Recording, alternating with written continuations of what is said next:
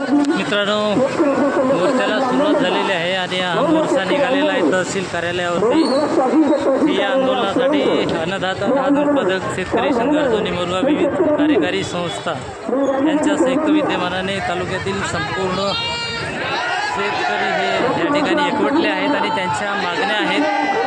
ह्या मागण्या मान्य करण्यासाठी संपूर्ण शेतकरी आज निघालेले आहेत। पाहू शकता शासनाच्या उदासीनपणाविरोधात हे यांचं आंदोलन सुरू झालेलं आहे। बघू शकता मित्रांनो,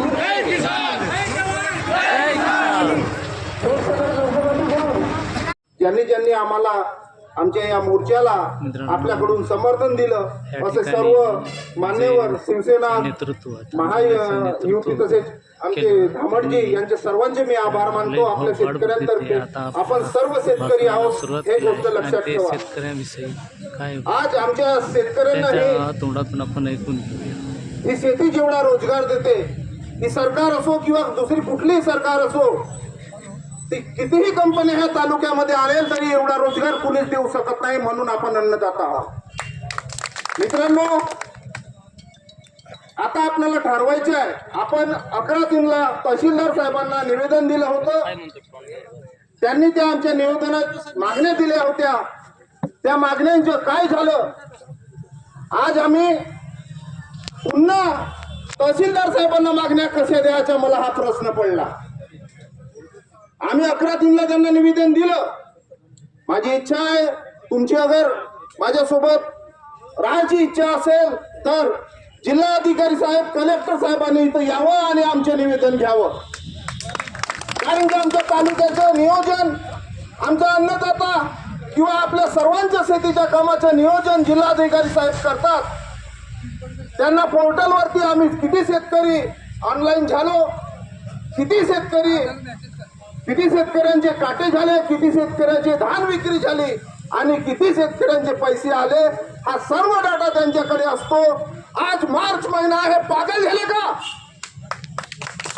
आज मार्च महिना आहे, मार्च महिन्यामध्ये काय शेतकऱ्यांच्या घरी लग्न नाही? काय शेतकऱ्यांना जीवन जगण्यासाठी पैशाची गरज नाही? आज यांच्यामुळे जाऊन बघा शेतकऱ्यावरती, जे व्यापारी, जे उद्योगधंदे उभे आहेत ते चुपचाप आपल्या गल्ल्यावरती बसलेले आहेत। हे एक सायकल आहे। आम्हाला पैसा येईल तर तो व्यापारी जीवन जगेल। माझ्या तरी मते इथं आज शेतकऱ्यांसोबत व्यापाऱ्यांनी सुद्धा खांद्याला खांदा मिळवून यायला पाहिजे होता।